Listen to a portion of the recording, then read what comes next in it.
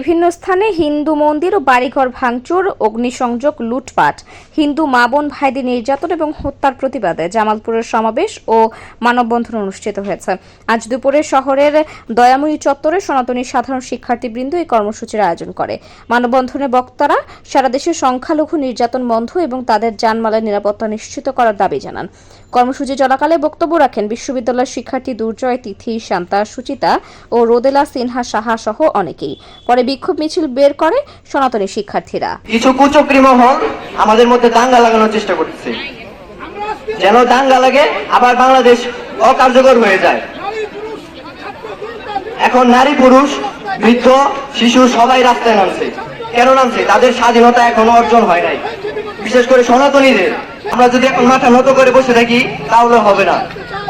তো শেষ কথা বলতে চাই যে দ্রুত এটার বিচার চাই, প্রশাসনিক পদক্ষেপ দ্রুত কামনা করি। সারা দেশে এই সংখ্যালঘুদের উপর যে অত্যাচার চলছে এইটাকে গুজব বলে চালিয়ে দেওয়া হচ্ছে। যদি গুজব হয় তাহলে এত মানুষ কি গুজবের জন্য এখানে এসে দাঁড়িয়েছে? এটার জবাব চাই। দেশ এখন রাষ্ট্রপতির হাতে চলছে এবং পরবর্তীতে অন্তর্বর্তী সরকার এই দেশে দায়িত্ব গঠন করেছে। সেই সরকারের কাছ থেকে আমরা সরাসরি কোনো ঘোষণা পাইনি যে আমাদের নিরাপত্তা বিষয়ে। এই যে আমাদের স্বাধীনতা, আমরা ছাত্র জনতারা মিলে, সাধারণ জনগণ মিলে যে বৈষম্যের আন্দোলনে নেমেছিলাম, তারা সবাই আজ স্বাধীন। তারা ফেসবুকে পোস্ট করছে স্বাধীন, তারা মিষ্টি খাচ্ছে। আর আমরা কোথাও একটু সাউন্ড হলে টিভি মিউট করে, ফোন অফ করে আমরা শুনছি কিসের সাউন্ড? কেউ হামলা করতে আসবে না তো? রাতে ঘুমানোর সময় লাঠি নিয়ে আমাদেরকে ঘুমাতে হয়। এই কি তবে আমাদের স্বাধীনতা? এই স্বাধীনতার জন্য কি আমরা যুদ্ধ করেছিলাম? সেই আন্দোলনে কি আমরা বলেছিলাম যে সংখ্যালঘু এই আন্দোলন করছে না?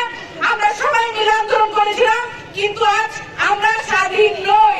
আমাদের কেন স্বাধীনতার জন্য এখন অপেক্ষা করতে হচ্ছে? আমরা এর সুষ্ঠু তদন্ত চাই এবং আমাদের নিরাপত্তা চাই।